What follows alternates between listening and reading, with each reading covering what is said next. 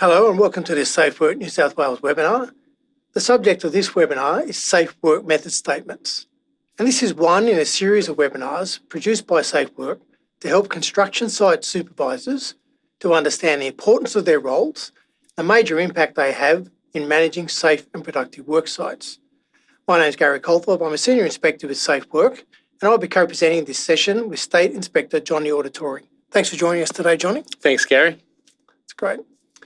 Yeah, Johnny and I will alternate between us as we take you through this presentation today. You know, as Safe Work Inspectors, we see the significance and importance of your roles every time we step onto a building or construction site. Wouldn't you agree, Johnny? We certainly do, Gary. Often we can tell within minutes of walking onto a site just how serious the site supervisor is about maintaining health and safety standards. That's right, and we're really hoping that these webinars will help you to gain a real appreciation of the responsibilities and influence you have in maintaining these standards. So let's make a start by looking at the topics we'll cover in this webinar. Firstly, let's look at what is a Safe Work Method Statement. Then we'll discuss hazard identification and risk management, and what is defined as high-risk construction work. And what are you required to do by law in relation to Safe Work Method Statements? We'll look at the templates and examples that are available and discuss when a Safe Work Method Statement is required and who is responsible for producing it, the detail that it must contain, and look at the importance of consultation when preparing a Safe Work Method Statement. As we go through the information in this webinar, let's keep in mind these key issues. The Work Health Safety legislation says that a person conducting a business or undertaking, who we generally refer to as a PCBU, and you can think of as an employer or business owner, has a duty to identify hazards in the workplace and implement controls to eliminate or minimise the risks associated with these hazards. So to do this, you need to follow a structured risk assessment approach.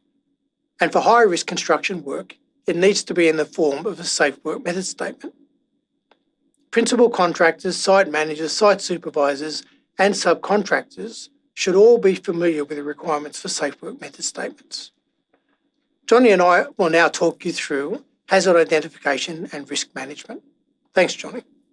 First of all, let's consider what a Safe Work Method Statement is and what is its purpose.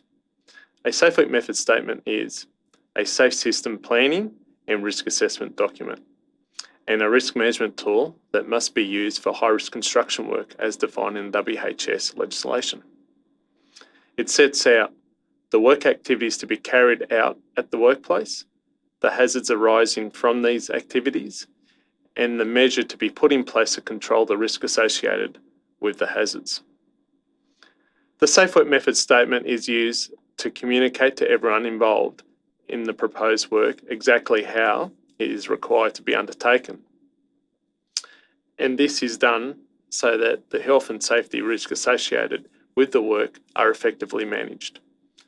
It must be site-specific and also made available to workers, supervisors and anyone else at the workplace so they can understand the hazards, risks and controls that must be implemented for the work. A Safe Work Method Statement is intended to be a simple system planning and implementation tool to be used by supervisors and workers to stay safe on construction sites. One Safe Work Method Statement can be used for work that involve multiple high-risk construction work activities. As mentioned when managing risks, at a workplace, a systematic approach needs to be taken, such as following a risk management process. The first step in this process involves identifying all hazards. Clause 34 of the WHS regulation defines a hazard as anything that has the potential to cause harm to a person and confirms that a duty holder must identify reasonably foreseeable hazards that could give rise to risks to health and safety. The next step is to assess the risks associated with each hazard identified. Clause 35 of the regulations says that a duty holder must eliminate risks so far as reasonably practicable, and if not reasonably practicable to eliminate the risks, then minimise them so far as reasonably practicable. And Section 18 of the WHS Act explains that reasonably practicable means that which are reasonably able to be done taking into account all relevant matters. The third step involves determining how to eliminate or control the risks and implement the most effective control measures.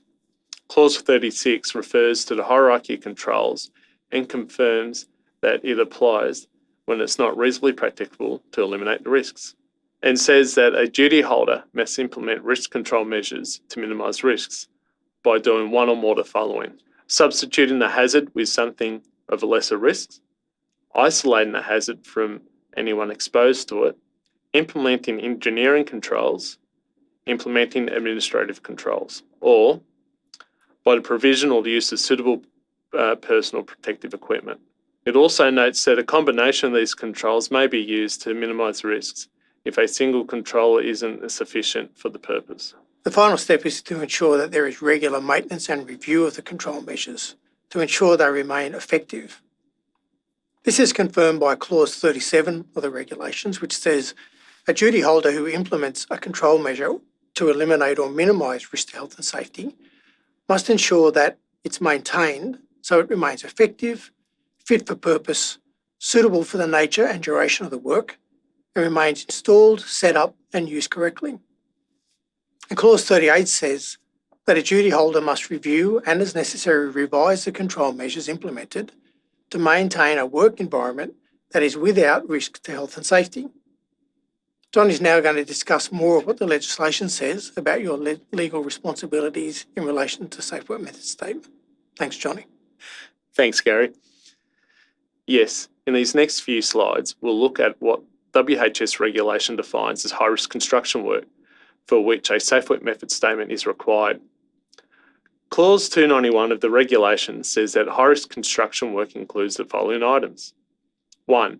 Where there's a risk of falling more than 2 metres, or work is carried out in a telecommunication tower, or work involves demolition of an element of a structure that is load-bearing or related to the physical integrity of the structure, involves the disturbance of asbestos, work that involves structural alterations or repairs that require temporary support to prevent collapse, work that is carried out in or near a confined space or carried out in or near a shaft or trench greater than 1.5 metres deep or a tunnel, or work involves with the use of explosives, or work that is carried out on or near pressurised gas distribution main or piping, near chemical, fuel or refrigerant lines, on or near energised electrical installation or services, or carried out in an area that may have a contaminated or flammable atmosphere, work that involves tilt-up or precast concrete, work that is carried out on, in or adjacent to a road, railway, shipping lane or other traffic corridor, work that is carried out in an area near powered mobile plant, or where work is carried out in an area with artificial extreme temperatures, or near water or other liquid that involves the risk of drowning, and finally involves diving work. We often see Safe Work Method Statement has been prepared for both high-risk construction work and for work that is identified as high-risk construction work. There is no issue with this, as the Safe Work Method Statement is a good risk assessment tool for both high-risk construction work and non-high-risk construction work. So before we go through the next few slides, we have a bit of a disclaimer. We've been discussing some key clauses in the legislation, but been paraphrasing rather than quoting the legislation word for word. We are not providing legal advice, but we're trying to help you understand a number of key responsibilities you need to be aware of in your role as a supervisor. To review all of the legal requirements and the full detail of these requirements, you need to look up the WHS Act 2011 and the WHS Regulation 2017, which are both available online. You certainly need to be aware of what Section 19 of the Work Health Safety Act, which says that a PCBU, who you'll remember we said you can often think of as an employer or business owner, has a primary duty of care to ensure the health and safety of workers engaged by them. And this includes providing and maintaining the following: a work environment without risk to health and safety, safe plant and structures, and safe systems of work, as well as ensuring the safe use, handling and storage of plant, structures and substances. And also include providing adequate facilities for the welfare of workers, information, training, instruction and supervision necessary to protect all workers from risk to their health and safety, arising from the work carried out as part of the business or undertaking, and that the health of workers and the conditions at the workplace are monitored for the purpose of preventing worker ill health or injury.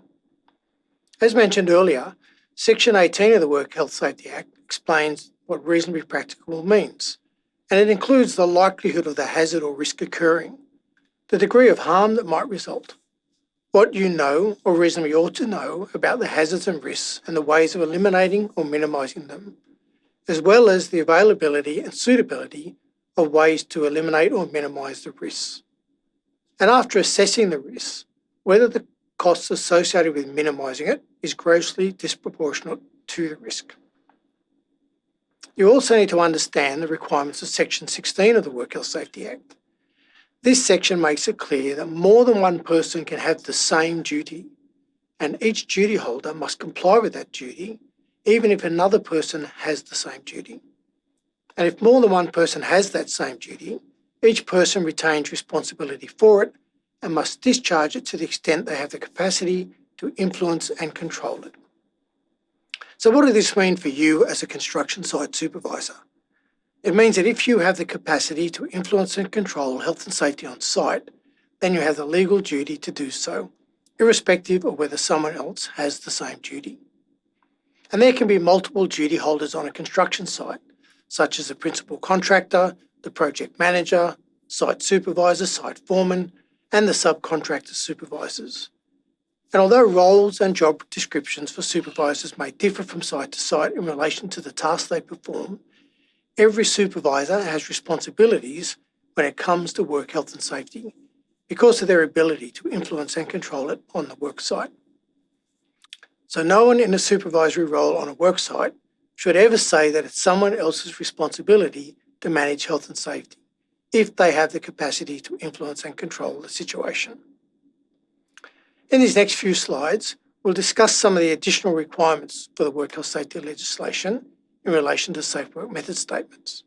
Yes, there are a number of clauses in the WHS regulations that refer specifically to safe work method statements, including Clause 299, which nominates that a PCBU that includes high-risk construction work must, before work commences, ensure that a safe work method statement is prepared or has already been prepared by another person, and that a safe work method statement must identify the work that is high-risk construction work, specify hazards relating to the high-risk construction work and the risks to the health and safety associated with those hazards, describe the measure to be implemented to control the risks, and describe how the control measures are to be implemented, monitored and reviewed.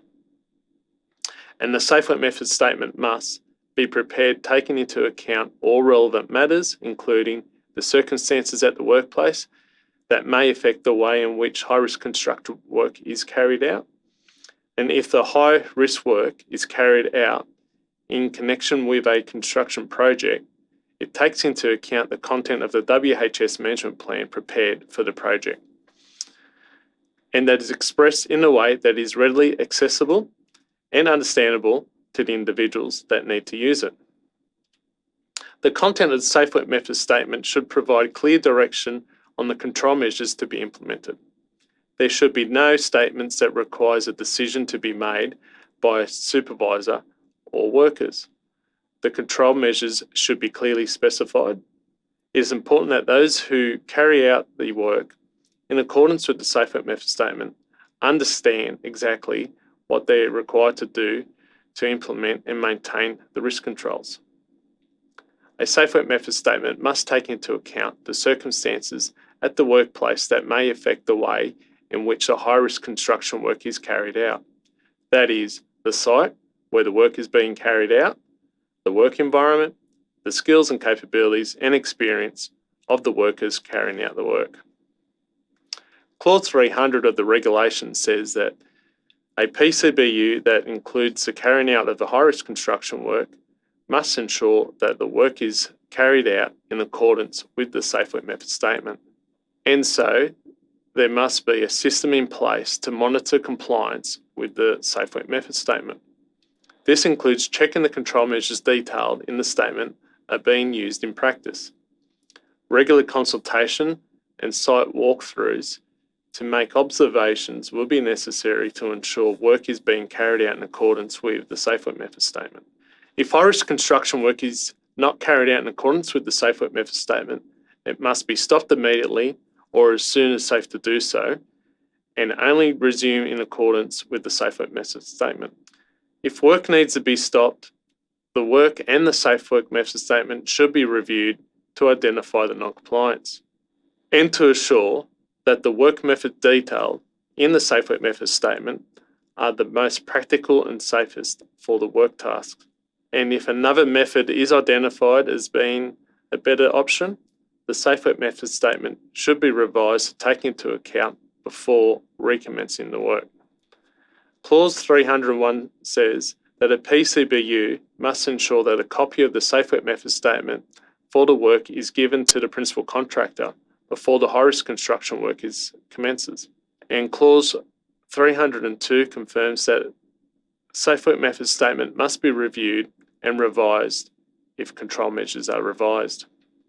Clause 303 confirms that a PCBU must keep a copy of the safe work method statement until a high-risk construction work is completed, and if a notifiable incident occurs in connection with the work, it must be kept for at least 2 years after the incident. And a copy needs to be readily available to any worker engaged to carry out the high-risk construction work. And the copy needs to be readily accessible to any worker engaged to carry out the high-risk construction work.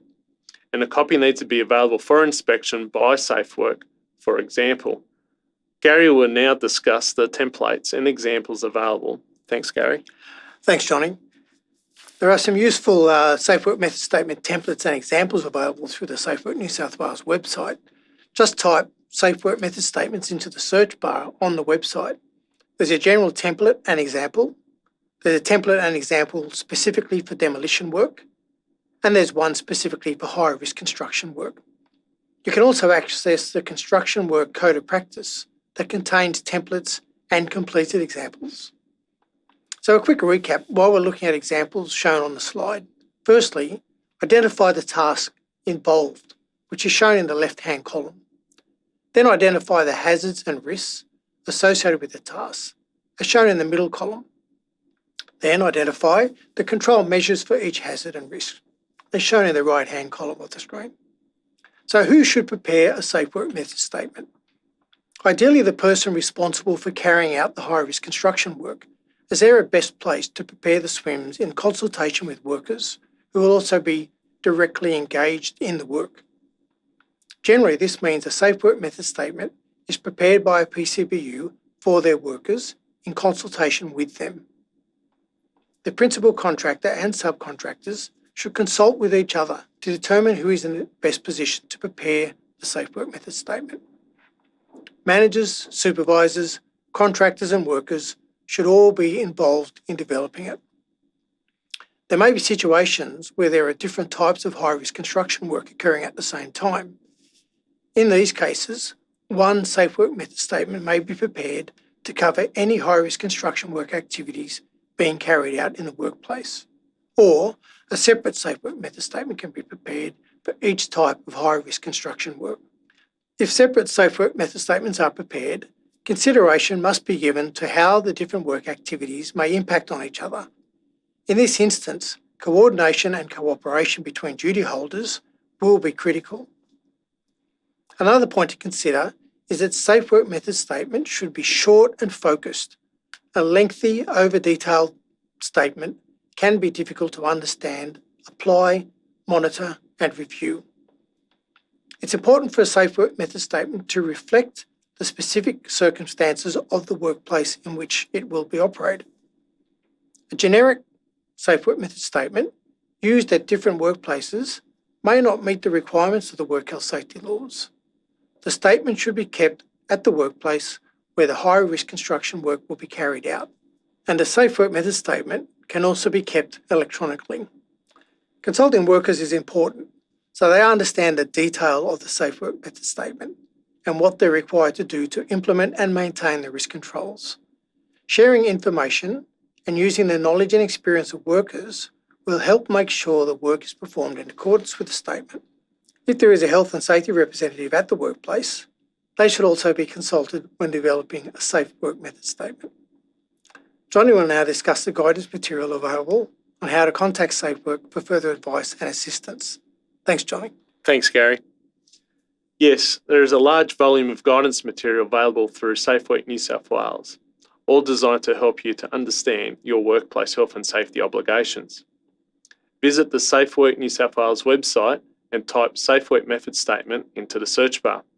As well as watching our other webinars in this supervisor series, we can recommend that you listen to a range of short podcasts known as the Safety Cast.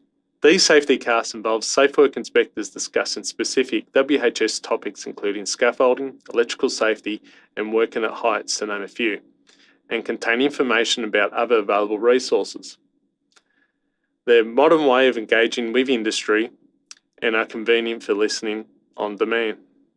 We would encourage you to tap into this resource as they're great for toolbox talks with short, sharp messaging and educational information on specific WHS topics in construction. Freely available to other media platforms including Spotify, Apple Play, the web and other apps. Simply search for Safe Work Safety Casts in your search engine to access the latest safety casts. And our Speak Up app allows you to advise us of any unsafe workplace activity that you may encounter, and you can remain anonymous. You can also download this app through Safe Work website. And in wrapping up this webinar, we'd like to remind you that you can also always contact us on 13 10 50 to seek advice, report a health and safety concern, or to speak to an inspector about health and safety matter. Well, Johnny, I believe that's a wrap. So thank you for co-presenting with me in this session, and thank you to everyone listening today. We really hope you found this information valuable. Thanks, Gary, and thanks for joining us today, everyone, and hope to see you again.